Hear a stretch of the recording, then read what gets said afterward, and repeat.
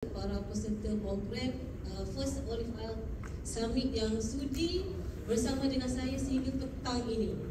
Lama nak tunggu ni kan? Jadi terima kasih sekali lagi, selamat datang. Diharap petang ini dapat membuka minda, memberi peluang untuk kita semua kenal pasti minyak zaitun extra virgin yang benar-benar berkualiti tinggi. Dan bagi siapa yang dah ambil minyak zaitun yang tak asli tu, boleh ubah. Itu harapan saya. Okey, hari ini saya akan menerangkan sedikit. Sebelum kita pergi hands on, kita ada penerangan ringkas berkaitan dengan ujian sensori atau organoleptik minyak zaitun. Okay, sebenarnya sensori ini bukan sahaja kepada minyak zaitun, tetapi kepada pelbagai produk makanan. Yang kalau kita biasa sebenarnya kepada madu. Madu juga memerlukan satu kriteria utama, iaitu sensori dalam mengenal pasti keaslian dan keturunan. Begitu juga dengan minyak zaitun. Antara dua perkara penting yang perlu dalam memastikan keaslian dan keturunan minyak zaitun adalah analisis kimia dan juga ujian sensori. Ini mandatory.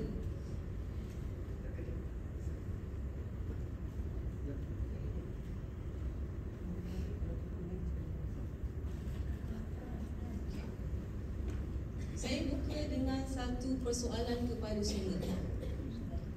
Rata-rata di sini mungkin telah menggunakan minyak zaitun dalam tempoh masa yang lama. Betul tak? Setuju? Mungkin ada yang tidak pernah guna ataupun amalkan minyak zaitun lagi. Tetapi adakah kita benar-benar yakin minyak zaitun yang kita amalkan selama ini extra virgin, tulen dan berkualiti tinggi?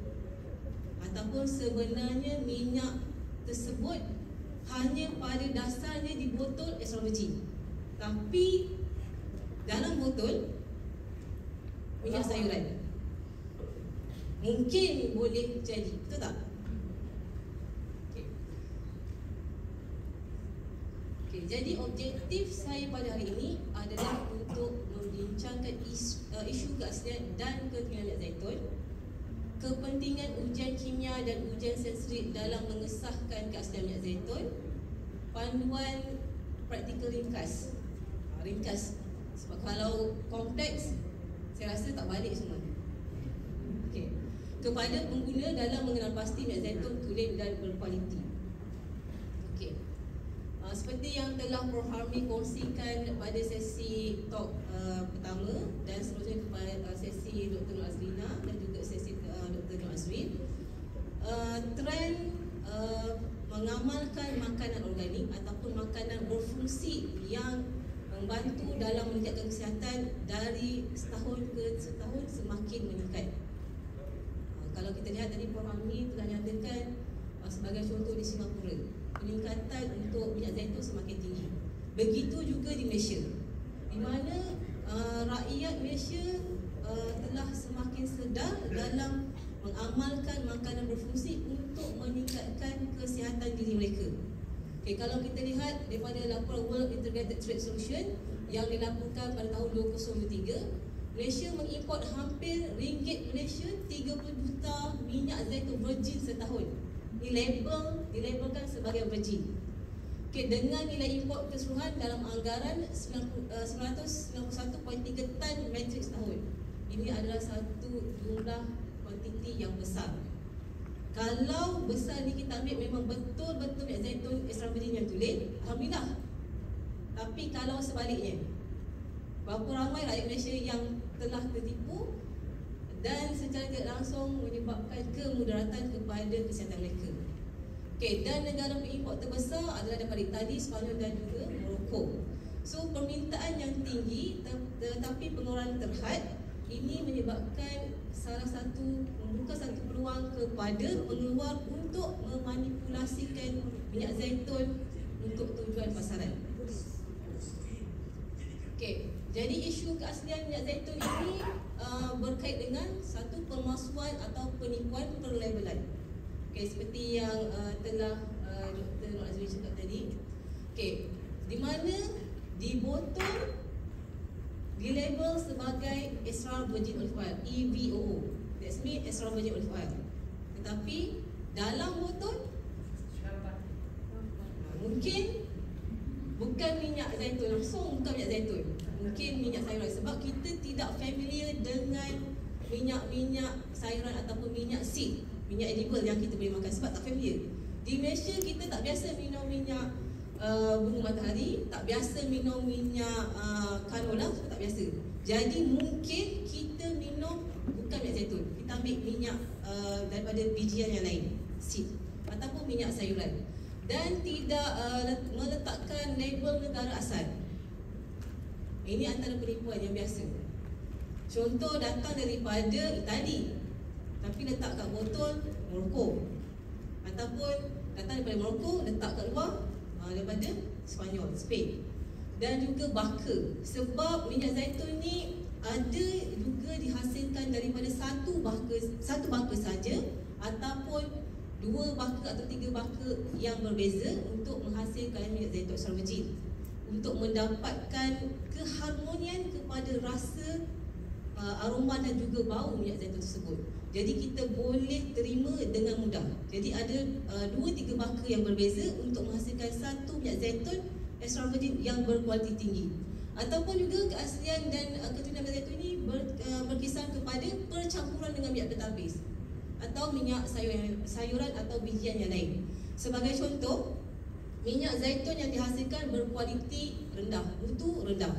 Tapi bagaimana untuk meningkatkan kualiti minyak zaitun tersebut ataupun memenuhi sebahagian daripada kriteria komposisi yang ada dalam minyak zaitun sebenar? Maka ditambah dengan minyak daripada sayuran ataupun bijian. Ataupun berlakunya pencemaran silang semasa pembotolan, dan yang ini biasa terjadi. Tiada sijil pengesahan keaslian dan keturunan, tak ada integriti. Maksudnya nak mengelak daripada pengguna tahu, tak kemukakan sijil, tak memenuhi piawaian yang telah ditetapkan oleh International Olive Council. Dan sekaligus ini mengelirukan pengguna, dan yang paling besar adalah memberi implikasi kepada kemudaratan kesihatan. Maksudnya memberi kesan jangka masa panjang kepada kesihatan pengguna yang mengamalkan minyak zaitun tersebut. Pengguna tidak ada maklumat yang betul, dia bergantung kepada pengedar. Pengedar pula tidak ada integriti, jadi sampai sudah makan minyak zaitun yang palsu. So, seperti yang saya nyatakan tadi, piawaian yang telah ditetapkan untuk minyak zaitun ini adalah di bawah International Olive Council, di mana International Olive Council ini adalah Majlis Zaitun Antarabangsa yang ditubuhkan pada tahun 1959 di Madrid, Sepanyol, iaitu salah satu negara pengeluar terbesar minyak zaitun di dunia, yang bermatlamat untuk mempromosikan penanaman pokok zaitun, minyak zaitun dan buah zaitun berdasarkan perjanjian komoditi antarabangsa yang dipersetujui oleh negara-negara pengeluar sejak 60 tahun lepas. Dan ini merupakan satu-satunya organisasi antarabangsa yang diakui oleh Badan Kerajaan Sedunia dalam bidang minyak zaitun dan buah zaitun. Dan ianya di bawah naungan Pertubuhan Bangsa-Bangsa Bersatu. Jadi International Olive Council ini menetapkan satu piawaian yang sangat terperinci dalam menetapkan satu piawaian terperinci bagi kualiti dan keturunan minyak zaitun kepada pengeluar dan seterusnya kepada pembekal dan pengguna untuk mematuhi piawaian yang telah ditetapkan. Okey, jadi peranan International Olive Council ini adalah salah satunya menyelaraskan dan menetapkan piawaian antarabangsa, mempromosikan perdagangan antarabangsa dan meningkatkan penggunaan minyak zaitun, menyokong penyelidikan dan pembangunan dalam bidang penanaman zaitun, teknologi pemprosesan dan pembinaan teknologi kepada negara anggota, mengumpul dan analisis data ekonomi berkaitan pengeluaran, penggunaan import dan ekspor minyak zaitun serta jeruk zaitun, memelihara biodiversiti pokok zaitun. Okey, ini saya suka nak kongsi dengan anda semua. Di Malaysia, kita ada Akta Makanan 1985. Okey, Akta Makanan ini menyatakan minyak zaitun hendaklah mempunyai 4 parameter ada, sangat-sangat umum. Ini terlalu umum dan ianya menyatakan kepada minyak zaitun. Tidak ada perincian kepada kelas-kelas atau grade tertentu minyak zaitun. Jadi dengan perincian sangat umum ini, ianya membuka peluang dan ruang untuk penipuan dan penyelewengan berlaku. Sebab ada 4 parameter, iaitu graviti spesifik 0.910 hingga 0.96, indeks biasan 1.4677 hingga 1.4705, nilai saponifikasi iaitu nilai penyabunan 184 hingga 196, nilai iodin 75 hingga 94, dan tidak boleh mengandungi lebih daripada 15 gram jiran tak saponifikasi. Sangat-sangat umum. Kalau kita lihat di sini, nilai iodin ini adalah merujuk kepada parameter kualiti. Okey, gravity spesifik also kepada gravity. Tidak ada perincian terperinci untuk ketulinan. Ini maksudnya sangat-sangat umum. Jadi, okey, apabila terlalu umum, tidak ada pendetailan yang teliti, maka berlakulah kepada penipuan grade. Ini ada grade-grade minyak zaitun. Okay, kita ada buah zaitun. Buah zaitun akan diproses menghasilkan 2 kategori utama.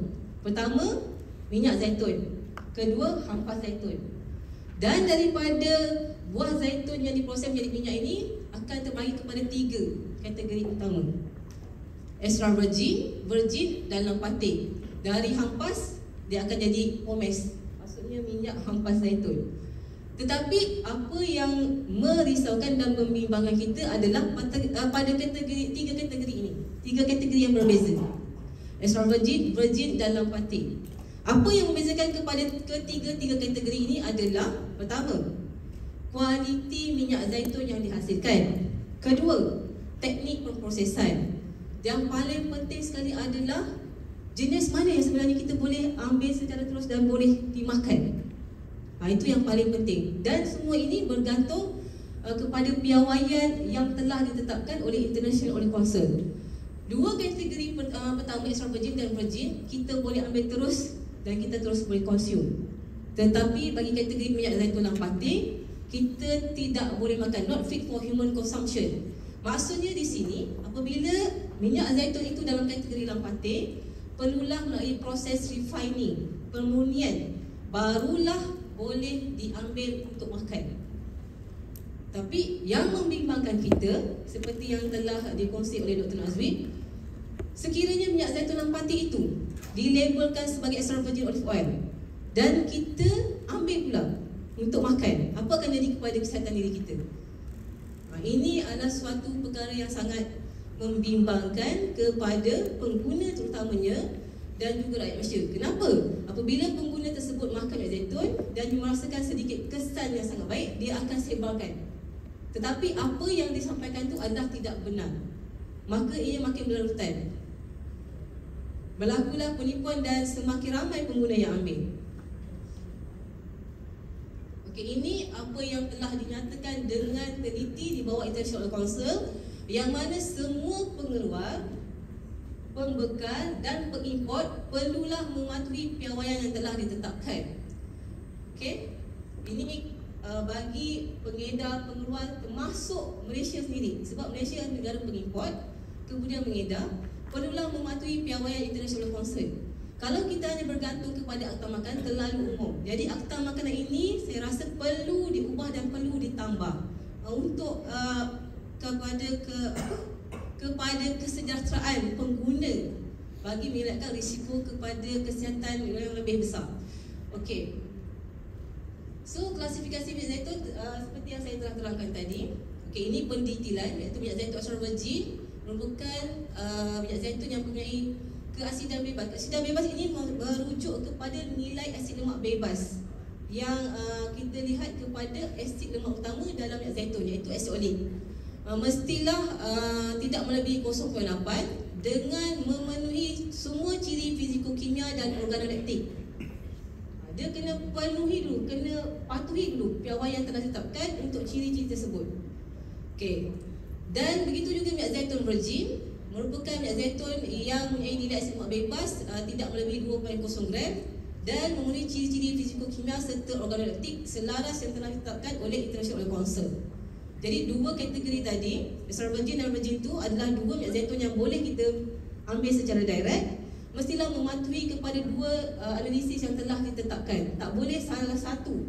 Kalau satu saja memenuhi tapi satu lagi tak memenuhi, contoh fizikokimia memenuhi tetapi ujian sensori tidak mematuhi, tak boleh. Kena kedua-dua sijil ini dipatuhi, barulah boleh diletakkan di bawah kategori extra virgin olive oil.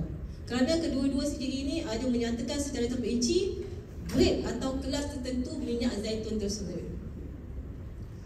Okey, ini minyak zaitun yang pati, minyak zaitun yang perlu diproses sebelum boleh dimakan.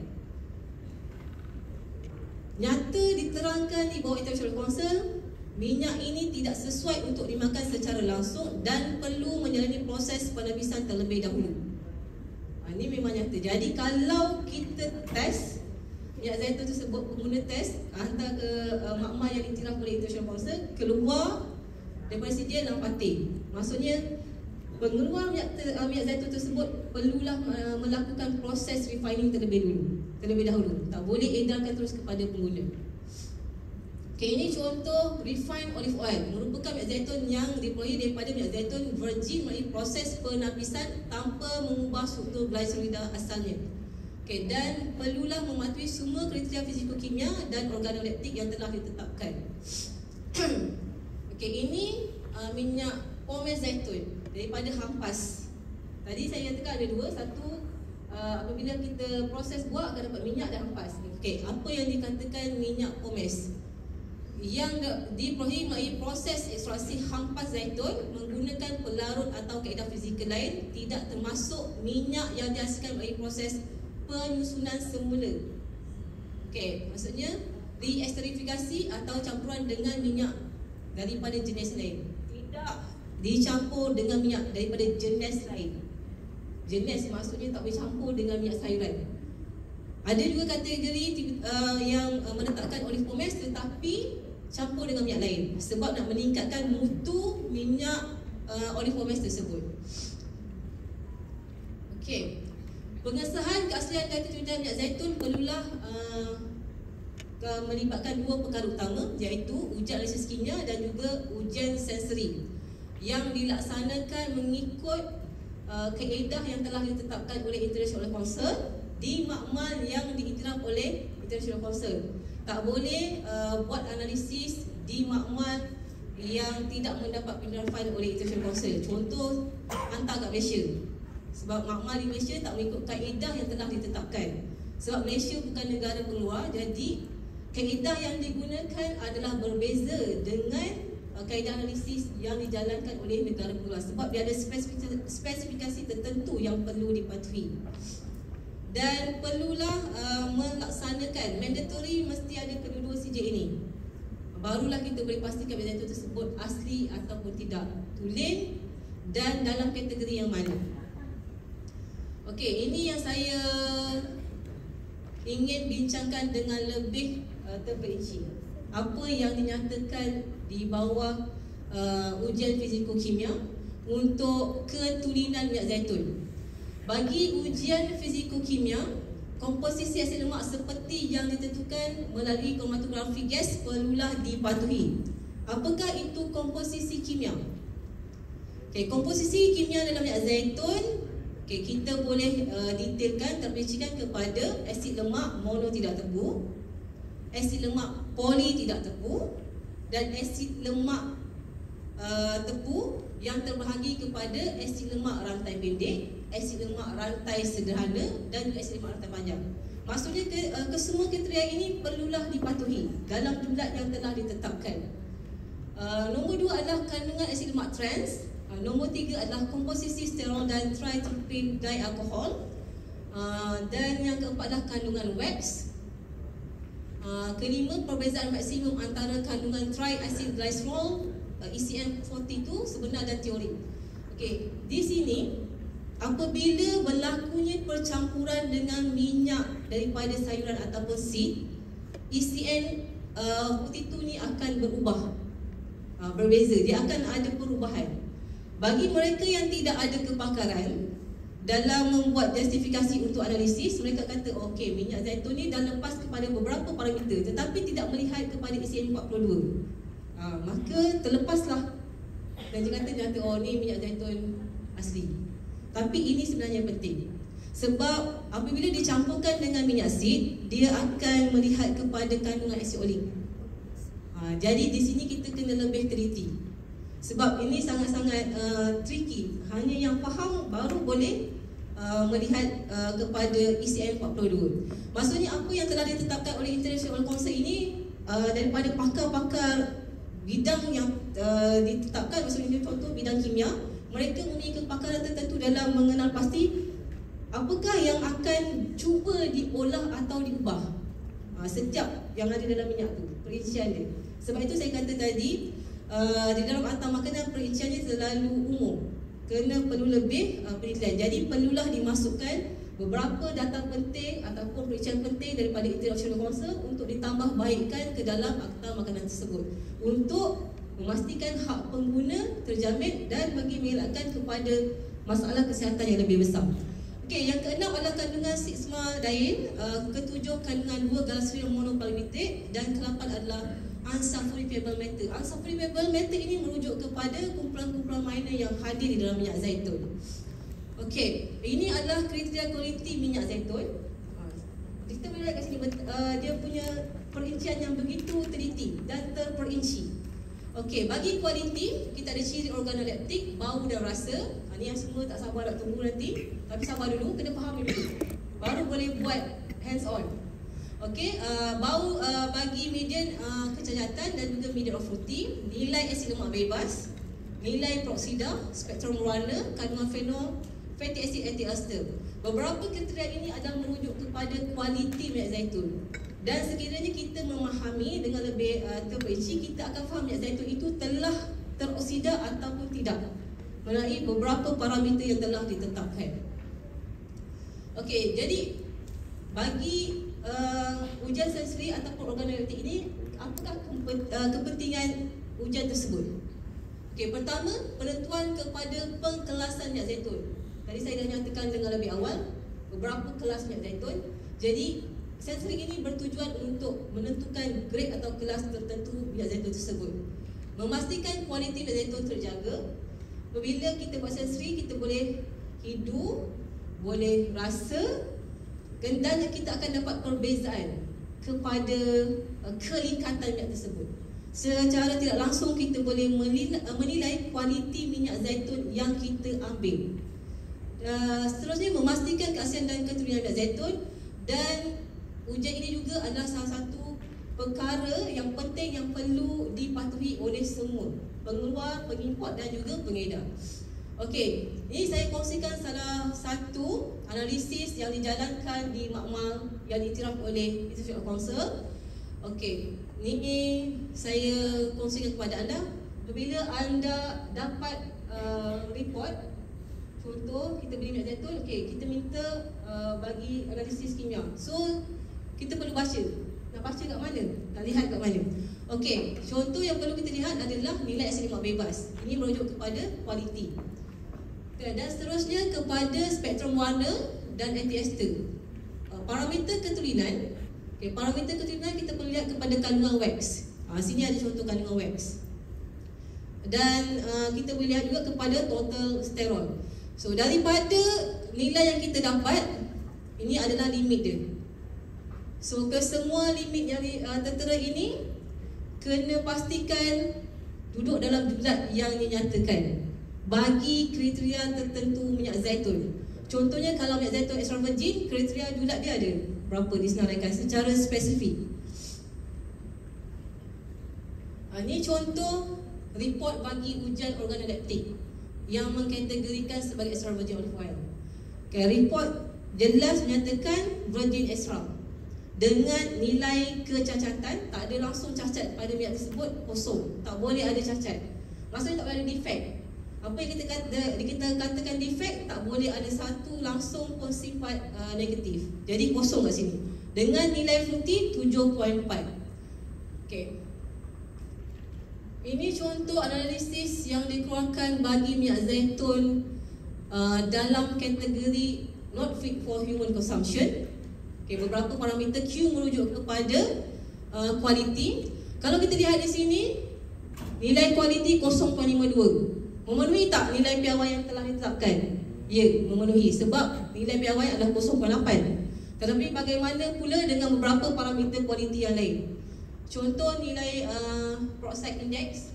Kita tengok peroxide index. Contoh tengok pada spektrum photometric analysis, gelombang pada jarak pendek dan juga jarak panjang.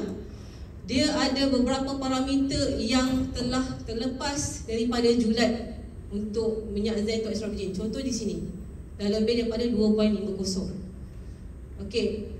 Parameter untuk penentuan keaslian dan keturunan, content of wax, dah lebih juga daripada nilai julat yang ditetapkan. Begitu juga dengan total sterol dan composition. Okey, ujian organoleptik menunjukkan minyak ini adalah dalam kategori lampatin. Okey. So, jadi pengesahan organoleptik ini sangat penting. Okey, dalam memastikan ataupun nak confirm lagi kepada ujian analisis kimia.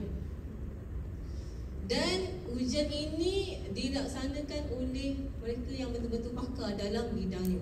Walaupun penambahan sedikit berlaku kepada minyak zaitun extra virgin yang dikelaskan kualiti tertinggi, tetapi bila ditambahkan dengan minyak sayuran lain ataupun minyak yang kurang bermutu, mereka boleh mengesan. Okey, ini yang kita akan buat nanti.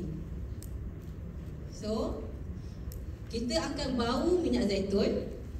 Okey, kita akan bau. So, bau tu secara langsung melalui kita punya rongga hidung. So, kita akan panggil dia olfactory. Okay, kita akan rasa gustatory, dan kita akan mengolah rasa naik ke bahagian rongga mulut dan terus ke hidung, dan kita namakan retronasal. Okay, seterusnya apa yang kita jumpa pada hujung, tactile note. Tactile note adalah satu rasa berapa lama rasa panjang boleh kekal dalam rongga mulut kita dan kelikatan untuk minyak tersebut. Ini adalah beberapa ciri positif nanti yang akan kita cuba kenal pasti. Okey, antaranya ciri pertama berkaitan dengan fruity, iaitu merujuk kepada buah zaitun muda atau rano. Kita akan ada bau sedikit manis. Okey. Dan kalau hijau, sifat positif untuk hijau green, dia akan merujuk kepada bau segar daun ataupun ada bau rumput ataupun bau buah zaitun. Okey. Ciri positif yang lain, kita akan rasa pahit dan juga kita akan rasa pungent. Maksudnya rangsangan pahit tu akan berada di bahagian lidah dan sedikit ke belakang kerongkong. Begitu juga rasa pedas. Rasa pedas ni macam rasa terbakar sikit. Nanti bila kita rasa minyak zaitun, kita akan rasa dia akan menangkap dan terbakar sedikit kat hujung tekak. Tapi dalam tempoh yang sangat singkat. Tempoh masa yang singkat itulah kita panggil tactile note. Berapa lama dia boleh duduk kat dalam kita punya rongga mulut. Ni maksudnya sensasi rasa dan juga aroma tu dia akan menangkap kat bahagian belakang. Dan okey. Ciri negatif, ciri-ciri negatif ni nanti akan kita dapat kat sampel yang disediakan di hadapan anda. Jadi anda cuba kenal pasti manakah yang mengandungi ciri positif, manakah yang mengandungi ciri negatif. Okey. Saya kongsikan untuk ciri negatif sebab mungkin bagi mereka yang biasa minum zaitun, mereka dapat kenal pasti. Tetapi bagi mereka yang tak pernah langsung minum minyak zaitun, ciri ini akan jadi terkeliru dan menyatakan ianya di bawah ciri positif. So, contoh ciri negatif seperti bau hapak lembab. Bau hapak, bila kita buka minyak zaitun tu, kita bau dulu, takkan ada bau yang kurang menyenangkan. Okey, bau tengik. Biasa ni bau kuat. Ni kita biasa sebab kita biasa dengan minyak kat rumah kan, minyak masak. Minyak masak yang dah guna berapa kali, kita akan cepat bau tengik. Okey, ada bau tanah.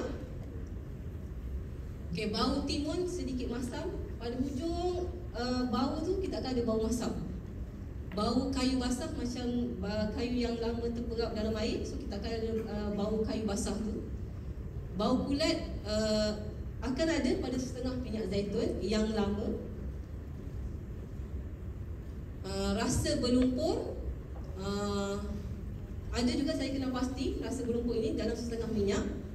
Rasa logam, ya, banyak minyak zaitun yang ada di pasaran punya rasa logam. Sebab apa? Sebab dan terbiar lama duduk dalam satu kontainer, dan apabila minyak tersebut tak laku, hantar ke Malaysia. Sebab Malaysia pengguna tak tahu, tak dapat kenal pasti minyak zaitun asli ke minyak zaitun tak asli. So mereka, oh ni bau ni okey kot, so ambil. Okey, rasa hanyat atau aram, rasa masam. Rasa masam, biasanya rasa masam ini apabila kita betul-betul konsentrate, betul-betul tenang, memang akan ada hujung tu rasa masam. Ni memang kena buat nanti, duduk tenang-tenang, relax. Sebab tu kita tak benarkan minum kopi, sebab kalau tak dapat nak detect rasa masam. Dan rasa kasar, rasa kasar ni adalah rasa yang sangat berminyak. Ni biasa. Bagi minyak zaitun yang lama, minyak zaitun lampati, minyak zaitun yang tengik, memang akan rasa kasar. Dia akan rasa berat minyak. Minyak tu terlalu berat kat lidah kita. Okey, jadi kenapa saya tegaskan perlu elakkan daripada minyak yang palsu atau minyak zaitun tak asli, sebab risiko kepada kesihatan. Jadi kita lihat di sini, sebenarnya banyak kajian telah melaporkan kepada kemudaratan mengambil rancid oil. So antara salah satunya boleh menyebabkan kerosakan sel dan meningkatkan risiko kepada penyakit kronik. Kita tidak akan nampak kesan ini dalam tempoh masa yang dekat, tetapi apabila pengambilan yang terlalu lama, kesan ini akan terjadi, seperti yang telah dikongsi oleh Dr. Nur Azina dan juga Dr. Nur Azwin tadi. So sangat-sangat jelas menyatakan risiko yang akan ditanggung oleh pengguna sekiranya mengambil minyak zaitun rancid atau minyak zaitun yang tidak asli ini dalam tempoh masa yang sangat lama. Okey, ini adalah salah satu penyelidikan yang dilakukan oleh sekumpulan penyidik daripada Spain. Dia melihat kepada kesan pengambilan minyak zaitun yang berbeza aroma bau. Ini adalah dua, iaitu dia melihat kepada pengimejan image resonant magnetic berfungsi untuk otak. Apa yang dapat disimpulkan di sini, kita dapat lihat warna merah terang dan ini tidak ada warna merah yang terang. Dan kesan ini dilihat kepada mereka yang bau minyak zaitun kurang menyenangkan, iaitu ada bau yang ciri-ciri negatif, dan juga mereka yang hidup minyak zaitun dengan ciri-ciri yang positif. Okay. Ini mereka yang hidup minyak zaitun dengan ciri-ciri negatif, dengan yang saya sebut tadi, ada bau tengik, bau hampak, rasa masam. So apa yang kita dapat lihat di sini? Okay. Beberapa kawasan tertentu, contohnya Broadman area 6, 10, 11, 20 menunjukkan satu rangsangan yang sangat kuat dengan warna yang sangat terang. Okay. Berbeza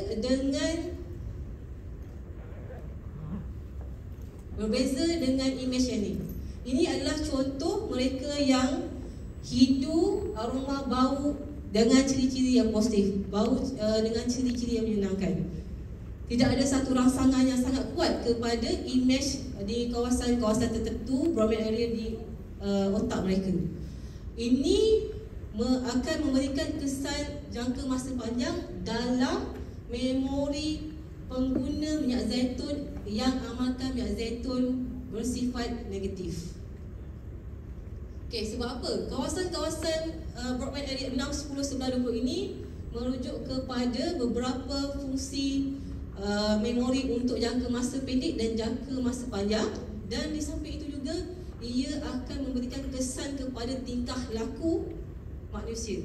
Jadi boleh bayangkan tak, kalau kita bagi anak kita makan minyak zaitun yang tiruan ataupun yang apatik, menyebabkan perubahan kepada tingkah laku dan juga kepada memori anak. Kita mengharapkan kita bagi minyak zaitun untuk meningkatkan memori, tetapi sebaliknya berlaku. Ini adalah sesuatu yang saya rasa sangat-sangat merugikan lah, sebab kita beli minyak zaitun, satu, harga mahal. Kita makan untuk satu family. Kita pun makin lama makin lupa, lepas tu anak kita pun sama. Sebab ianya terbukti daripada penyelidikan yang dilakukan oleh penyelidik daripada kumpulan penyelidik daripada Sepanyol. Okey, jadi di sini saya ingin kongsikan kepada anda beberapa tips mudah. Pertama, seperti yang telah saya terangkan tadi, untuk pastikan minyak zaitun tersebut asli atau tidak, kita pilih mestilah kita tahu daripada negara mana. Okey, mesti ada 2 sijil, sijil analisis kimia, sijil organoleptik, dan kita ada sedikit pengetahuan bagaimana kita nak bau ciri-ciri positif yang perlu ada di dalam minyak zaitun. Okey. Jadi saya rasa semua dah tak sabar untuk sesi hands on. Sebelum tu saya kongsikan sedikit video. Sebab kita nak buat hands on, so kita tahu kena ada teknik dia.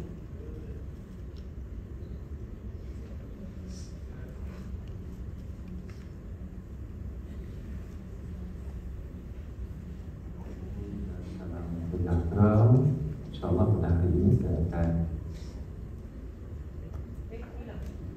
membuat sedikit demonstrasi bagaimanakah ujian organoleptik bagi minyak zaitun dijalankan. Sampel minyak zaitun akan disimpan, dilabel dengan sistem yang ditetapkan, kemudian akan disediakan seperti ini. Di dalam membuat penilaian terhadap minyak zaitun, terdapat 2 perkara yang perlu diperhatikan. Yang pertama adalah berkenaan dengan aroma. Yang kedua adalah berkenaan dengan rasa. Apabila kita bercakap tentang aroma, kita bercakap tentang menggunakan layer bau di hidung yang ataupun disebut sebagai olfactory profile. Jadi, ujian ini diwajibkan oleh IOC untuk menggunakan satu gelas organoleptik yang telah diletakkan dari segi saiz, warna, kedalaman dan juga ketebalan. Ini kesemua dibekalkan oleh IOC di dalam dokumen standard mereka. Saya akan mula mendemonstrasikan bagaimanakah ujian organoleptik ini dijalankan. Yang pertama, kita akan buka lid yang diletakkan di atas pemulut gelas ini, kemudian menggunakan tangan dominan. Sekiranya tuan-puan dengan sebelah kiri menggunakan tangan kiri, untuk saya dominan di tangan kanan, maka saya akan menggunakan tangan kanan untuk menutup mulut gelas. Sebaik mulut gelas ini ditutup, kita telah menghalang komponen meruap ataupun multi-compound daripada minyak zaitun ini daripada terbebas keluar daripada gelas ini. Kemudian menggunakan tangan kiri, kita akan, ataupun tangan yang kurang dominan, kita akan menggunakan tangan ini untuk memindahkan haba daripada tapak tangan kepada tapak gelas ini. Maka menggunakan tangan dominan tadi, kita akan memutarkan gelas di atas tapak tangan untuk memindahkan haba, seterusnya membebaskan komponen meruap dalam minyak zaitun. Teruskan ini berulang kali sehingga permukaan tangan kiri terasa sedikit panas. Suhu yang kita perlukan untuk komponen meruap ini terbebas keluar adalah 26 darjah Celsius. Dengan tenang, goncang sedikit minyak zaitun dalam gelas ini, kemudian ambil sedikit bawang. Kemudian dengan tenang teruskan memanaskan gelas sambil menetapkan karakter brown yang kita baru bikin sebentar tadi. karakter adalah kata kualitatif, bermaksud kita perlu menamakan bau yang kita hidup daripada siapa kelas kita.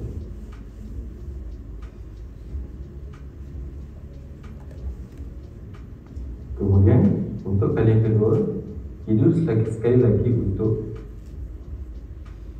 memastikan bau yang kita bau pada kali pertama tadi adalah tepat dan sama.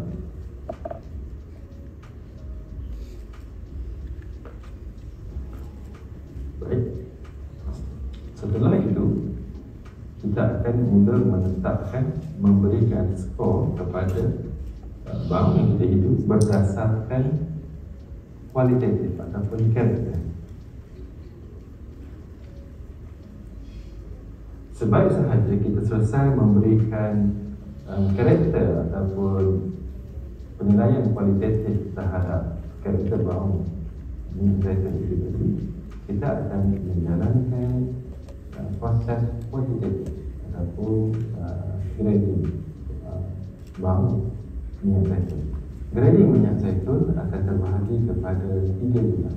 Julat yang pertama bermula dari 0 sehingga 3.9.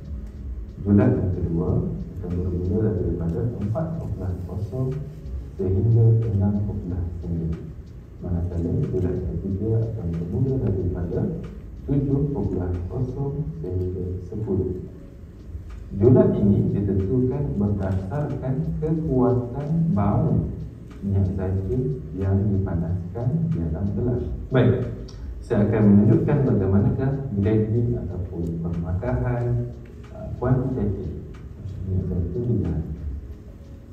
Seperti biasa, kita akan panaskan gelas terlebih dahulu.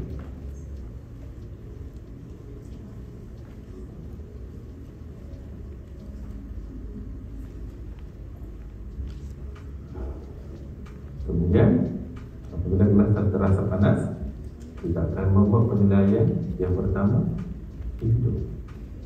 Sekiranya minyak zaitun boleh dihidup pada jarak ini, maka ianya tergolong dalam julat 0 sehingga 3.9. Kita akan panaskan lagi sekali.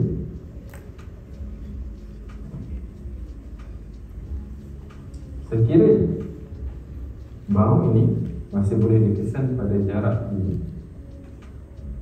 maka grading ini telah termasuk kepada julat yang kedua, iaitu 4.0 sehingga 6.9.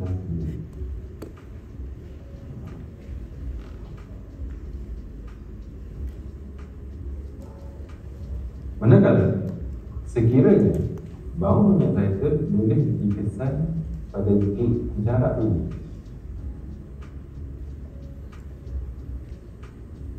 maka minyak zaitun tersebut telah memasuki julat 7.0 sehingga 10.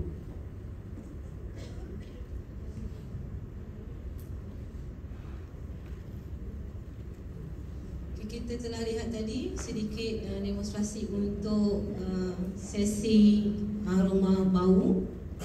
Okey, jadi saya akan mulakan kepada anda semua untuk sesi hands on. Okey, kita dah lihat tadi. Jadi di hadapan anda ada 3 sampel minyak yang berbeza. Sampel nombor 1, nombor 2 dan nombor 3. Okey. Di buku yang diberi ada form bagaimana kita nak letak julat yang seperti yang telah video demo tadi. Buku, semua ada buku kan? Okay. Kita ada sediakan borang ni.